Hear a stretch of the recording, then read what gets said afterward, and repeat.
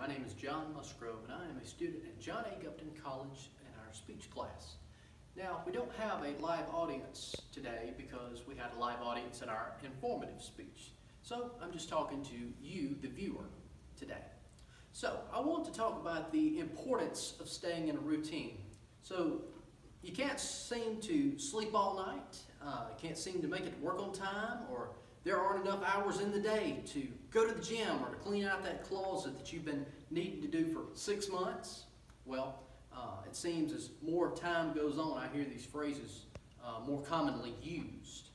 I have a bad habit myself of hitting the alarm clock and finding myself showing up to work late, and that can look real bad on me. And it seems like there are not enough hours in the day after you work 8 hours, and then you sleep 8 hours, and you've only got 8 hours left. And so I decided that I needed to look at where I'm purposing every minute of my day and see how I can get the most out of every day. So perhaps you have these very same problems. And maybe it's not the same exact as I do, but you could always fill in the blank and relate your problems to be like mine. So I hope to show you very briefly today how you can too see the importance of staying in a routine. And you can budget your time wisely and get the most out of every day. So, first thing I'd like to discuss is the disadvantages of not staying in a routine, what it does to your health. And I will discuss how these problems arise in your body. And I will discuss a few helpful solutions that you can try on your own to experiment in staying in a helpful and healthful routine.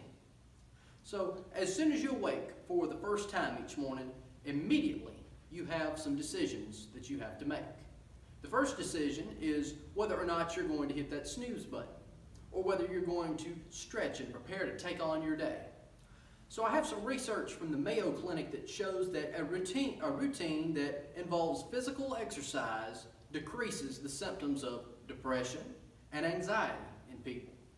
And when a person remains idle, such as sitting at home for hours upon hours enclosed by four walls and scrolling through their cell phone, it makes it very easy for thoughts of anxiousness and depression to set in. Those people that have no scheduled exercise routine, they're more likely to experience more anxiousness and more depression and symptoms as such.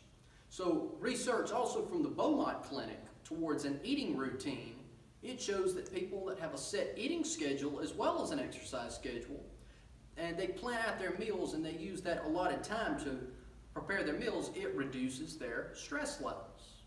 And maybe you go to church on certain weekday nights, or maybe your children have some sporting events or some dance recitals, or just fill in the blank during the week. And we all know about the copious amounts of homework that our children bring home. So by not planning our meals out, you run a risk of loading yourself down with more stress. And then you just end up throwing something together which probably isn't healthy. And we know that eating healthy, nutritious meals it poses plenty of health risk, both physically and mentally. And so the second thing is a set sleep routine. And it's also a crucial part of staying in a healthy schedule. How you sleep, as far as your sleeping positions, dealing with issues such as sleep apnea, what we eat, how late we stay up, it can affect our mental and physical health. It can have negative effects on that. And we sleep at least 1/3 of our lifetime. And yet it is one of the most neglected things that we do. According to the CDC, fatal conditions such as heart attacks or coronary artery disease are linked to the highest of those that sleep the most, 4.8 hours per night. Those that sleep at least 3.6 hours, they're more likely to suffer a chronic stroke in their lifetime. So now that we've discussed the disadvantages of not staying in a routine and what it does to your health, let's briefly discuss how these problems arise in your body.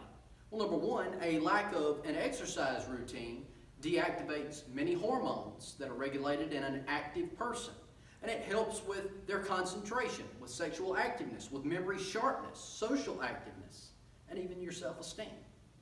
And it's easy to see how a lack of staying in an exercise routine would allow depression and anxiety to set in. So the second thing is we know that a vitamin deficiency, such as iron, can have stress-causing problems, such as anemia. and that can be corrected by nutritious foods that we eat. And it's important to stay in a routine to plan our meals around healthy things instead of running in and just grabbing the sugar-infused unhealthy snack or a high sugary drink that'll lead to a sluggish, tired state of health. And so the second thing in there is it's important to have a regular checkup with our doctor to correct any vitamin or mineral deficiencies. And then number 3, a lack of restful sleep can cause a many of problems such as sleep apnea, as we mentioned, broken sleep, and it can put strains on your heart and on your lungs, and it can possibly cause life-threatening conditions. So we need our sleep in there as well. So now that you know what kind of problems these issues can potentially cause, let me give you some solutions right quick that I personally used and have seen better results. Number 1, to keep depression and anxiety at bay, which creeps in on me as well, set aside a routine of being active. Some people do better in the mornings, some do better in the evenings, some in the afternoons. But go invest in a good pair of wireless headphones or some earbuds. Just put your music on, invest in some good gym clothes, and if you don't want to get a gym membership, get a bicycle, take a walk in nature, get a treadmill. Now don't overdo, but write down a good routine for exercising and religiously stick to it. Number 2, plan out your weekly meals. My routine is normally on Sundays. I plan what I like to eat for my evening meals. Plan your meals around other things that you do in a week. And plan your meals to be healthy, nutritious meals and how often that you like to eat them. And then the third thing, create a sleeping routine that suits you. Give yourself a bedtime. Set your alarm and go to bed at that time at all possible. And sleep only the recommended hours. Don't hit that snooze button. So in closing, many people are living an organized life, an unorganized life, free of a routine, and they're suffering for it. But that can be avoided. Today I informed you about the problems physically and mentally and emotionally that the lack of having a routine can do to your health. Through research, we examined those problems are caused by a lack of these very important basic routines. And then number 3, I gave you some advice on routines that I personally incorporated into my life.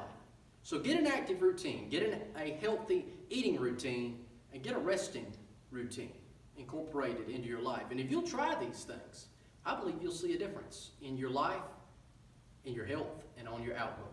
Remember, your habits rule your life. Why not make some habits your routine? Thank you.